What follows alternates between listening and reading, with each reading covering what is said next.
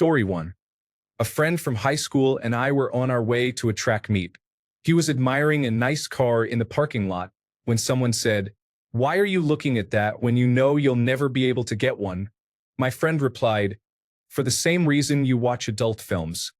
The entire bus erupted with laughter, and it's still one of the funniest things I've ever heard. Story 2. When someone insults me for no reason, I simply say, "Bad day, huh?" I find that nearly 90% of people instantly calm down and even apologize to me because they are genuinely having a bad day and are overwhelmed by negative energy without an outlet. There is no need to retaliate. Sometimes, a thoughtful approach can diffuse the situation and help soothe the aggressor. Story 3. At no point in your rambling and incoherent response were you close to anything that could be considered a rational thought. Everyone in this room is now less informed for having listened to it. I award you no points, and may God have mercy on your soul. Story 4. Lady Astor. If you were my husband, I would poison your tea. Winston Churchill. If you were my wife, I would drink it. Fat lady. How dare you say that to my face? Al Bundy. Well, I would say it behind your back, but my car only has half a tank of gas. Story 5. When older men comment on me starting a small project while I'm shopping at a home improvement store, I often think, did you mean to say that out loud? Seriously, being a woman in contracting, men do not take me seriously at all. I could easily outbuild them all day long. Story 6. Winston Churchill has many great quotes, but this is my favorite. A woman once told him, "Winston, you are drunk." He responded, "My dear, you are ugly. But tomorrow I shall be sober and you will still be ugly." Story 7. I was looking up Spanish insults and stumbled upon "Eres tan feo que hices llorar una cebolla," which means, "You're so ugly, you made an onion cry." Story 8. I calmly asked them this question. If you were clearly wrong about something in life, would you want to know that information? Then I walk away before they can answer. Story 9. It's very mean, and I would never say it in real life. The only thing you have ever been above average at is your number of chromosomes. Story 10. I told the rudest customer I have ever encountered, "I feel sorry for your loved ones. I will forget you exist as soon as you walk out that door." They do not get that luxury. Somehow I kept that job. Story 11. I was on my way to the store when a man in a large truck had difficulty keeping his vehicle in its lane. I had to swerve and honk my horn at him twice. He parked a couple of spaces away from me, accompanied by his wife or girlfriend. As they passed, I told him that if he wasn't confident enough to drive that big truck, he should give the keys to her. I thought she was going to hurt herself trying not to laugh, while he stood there, slack-jawed, trying to process what I had said. I won't lie. It's enjoyable being at an age where people don't give you much trouble for speaking your mind. Some even find it amusing. Story 12. My favorite moment was with my mother-in-law. My brother-in-law, whom we will call Greg, was going on a misogynistic rant when my mother-in-law turned to him and asked, "Greg, when was the last time you had a date?" My wife loves to tell this story, and it makes us laugh every time. Story 13. There is a tree out there working hard to supply you with oxygen. You need to find it and apologize for wasting its time. Story 14. Just a smile. No words. The angrier they are, the happier I am. Then take 2 steps toward them. Make eye contact, smile, and just stand there. The key to this is to keep your hands out of your pockets, because occasionally someone may freak out and want to get violent. The secret is to never raise your voice and to never break eye contact. Story 15. Just completely ignore the individual. Do not give them the satisfaction of a reaction or interaction. Story 16. Just agree with all their insults. For example, someone, "You're ugly and need to shower." Me, "You're right, thank you." Obviously, you have good hygiene. You're just being rude. I hope. How do you respond to that? It effectively shuts down their insults and bullying.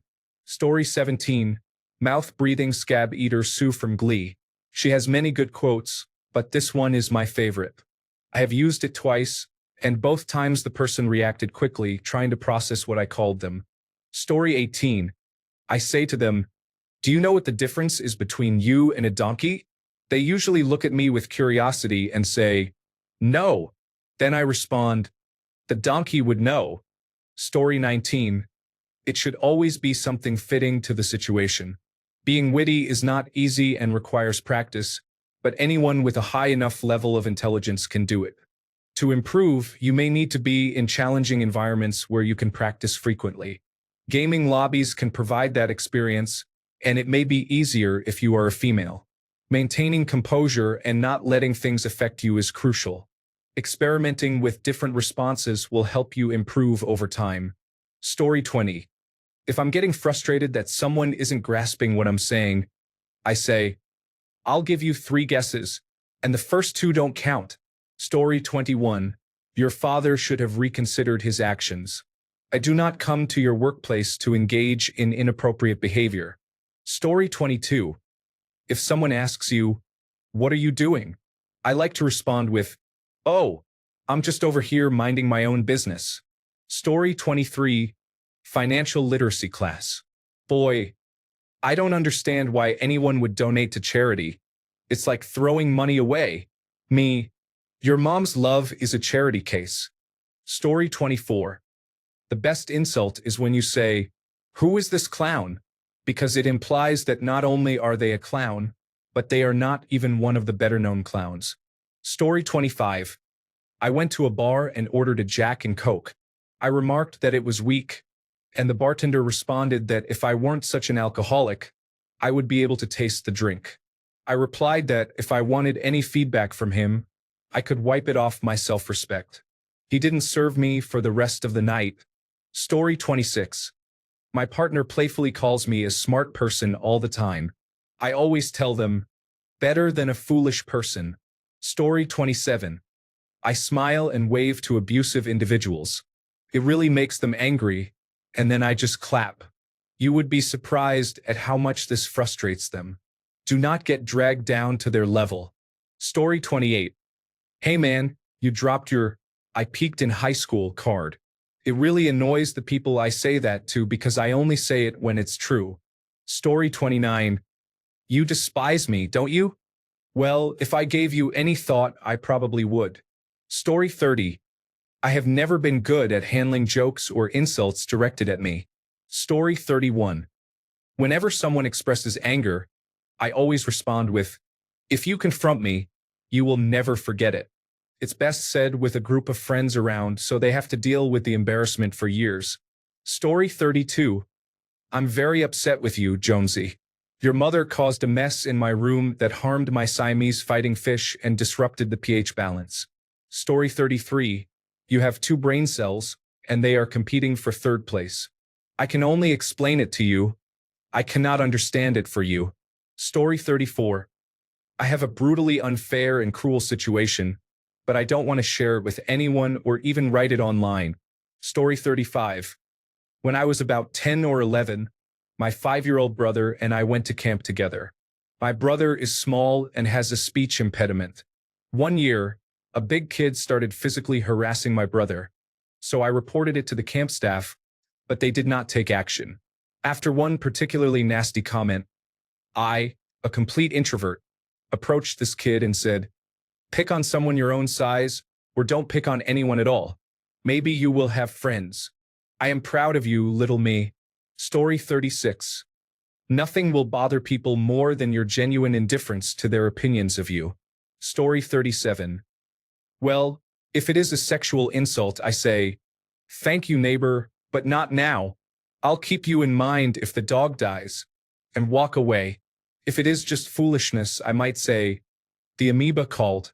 It wants the brain cell back since you haven't used it this year. If they are simply being unpleasant, I respond with slitch, which stands for slutty bitch. Mostly, I ignore them unless it seems like violence could erupt. Story 38. My friend was called a Pharisee by someone and was slapped in the face with a Bible. I know that sounds bad, but the retelling was incredibly funny to our friend group. Story 39. When I was in school about 25 years ago, there was a Chinese boy in my year, whom I'll refer to as Ben. He didn't speak much English, but he was really cool, played football, had bootleg Pokemon games from Hong Kong, and tried his best to make friends. He truly endeared himself to everyone. One day, a group of us, including Ben, were eating lunch in the cafeteria when an older kid approached and made a racist remark to Ben about chopsticks. Ben stood up before he could finish and loudly declared, "Your clothes are bad, and your head looks like a dirty bucket of water." The things you find funny at the age of 14 often don't make sense. But at that moment, it was the funniest comeback in the world, and Buckethead Boy was born. After that, nobody bothered Ben again. I often wondered if it was something he translated in his head from Chinese that held a deeper meaning back home, or if he simply saw a dirty bucket of water and went with it. Story 40. We had a physical education teacher who was morbidly obese. He threatened to come into the locker room if we didn't hurry up. This is a girls' locker room, by the way. He had already been caught staring at the girls. So this is what happened. Physical education teacher. Hurry up in there or I'll come get you myself. Girl. You can't even fit through the doorway. How would you catch us? The girl then locked the door and called the office. The strangest part was that he didn't get fired for that. He got fired for throwing a chair at a student in my class and walking out on us, calling us all failures. Story 41. I've used this one, but it usually just gets an eye roll or a scoff. Hey, that's great. Did you get your mom to help you write that? Story 42. One of my friends used to say, "You're a good guy. You try really hard." It's a well-placed comment that isn't a direct insult. I love it. Story 43. And that, my friends, is why you should never let your child be breastfed until they are 14 by their father. Story 44. Gough Whitlam, Prime Minister of Australia, told an anti-abortion campaigner, "In your case, madam, it should be retrospective." Story 45. "Shut up, you Egyptian sea cucumber. You look like your hands wrote with a lisp," said a guy bullying my friend's handwriting. Story 46. As someone who has spent most of their life overweight and been called fat many times, I have a response. I'm only fat because every time I sleep with your mother, she gives me a cookie. I have only been punched once because of it. Story 47. I am usually a calm person, but once my girlfriend's friend, whom I met for the first time at dinner, was excessively talkative and made several irritating comments. Some of her comments were bothersome to me, so in the end, I asked her a question. Me, what's the difference between her and a professional? Said she, confused. Me, a professional gets paid after the encounter, but she does it for free. After this joke, she didn't say anything. There was an awkward silence. My girlfriend gave me a disapproving look. But to this day, we laugh at this joke. Story 48. When someone is complaining about various issues and I am tired of it, I respond with, "Wah, my feelings are hurt." This response often frustrates them enough to stop talking. Story 49. Overheard between two vice presidents of a manufacturing company I worked for. I envy you, Ryan. You can do what you want, but I can't. Story 50. I have a couple of favorites. The first one is when I swear and someone says, "Oh, my virgin ears." I like to respond, "The only thing virgin about you is your nose, and that's been touched." Be warned, that may result in a very negative reaction. The second one is when someone gives me the finger. I say, "Do you have two of those?" Then, when they show me both fingers, I respond, "Stick them up your backside and walk on your elbows." Story 51. Forget you and your eyebrows is one. Another is leave me alone. That one really confuses people if they don't have background knowledge. Story 52. My friend and I were waiting in line at a cafe when someone cut in front of us. My friend politely said, "Hey, the line is back there," perhaps thinking she was an easy target because she is petite. He began yelling insults at her, grabbing everyone's attention. Cool as ever, she delivered an impressive comeback. Poor thing. While God was sprinkling wisdom all over everyone else, he only opened an umbrella for you. Story 53. So, you think you're impressive? Well, you're not. You're just an unpleasant surprise. Story 54. At work, sometimes when someone talks to me and I can't hear them, I respond with confusion, saying I can't hear them. Later, when I try to communicate, I find it frustrating when they respond in a similar way. Then, when another person tries to say something, I again express that I can't hear them, and it leads to leaving the conversation. Story 55. When I was in junior high, I heard a kid say, "Oh yeah, well, at least I am," in response to an insult, and I have used it ever since. Story 56. Oh, do you have some big feelings right now? Is it a big deal or a little deal that one really misses people? Story 57. When I dislike someone, I generally say, I wouldn't even spit on their teeth if their gums were on fire. I usually express this when I am informing someone of how much I dislike another person. However, I once said it directly to someone's face, and they didn't really know how to respond. Story 58. I can't remember the details correctly, but I had a friend who did something mean and petty.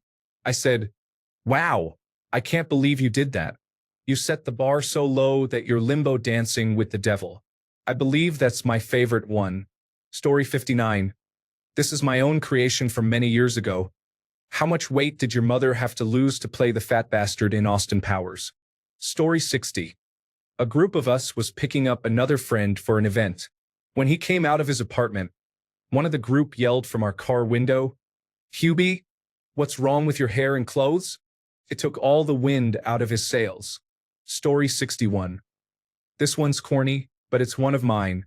Your mom is so foolish that when I told her to make up her mind, she put lipstick on her forehead.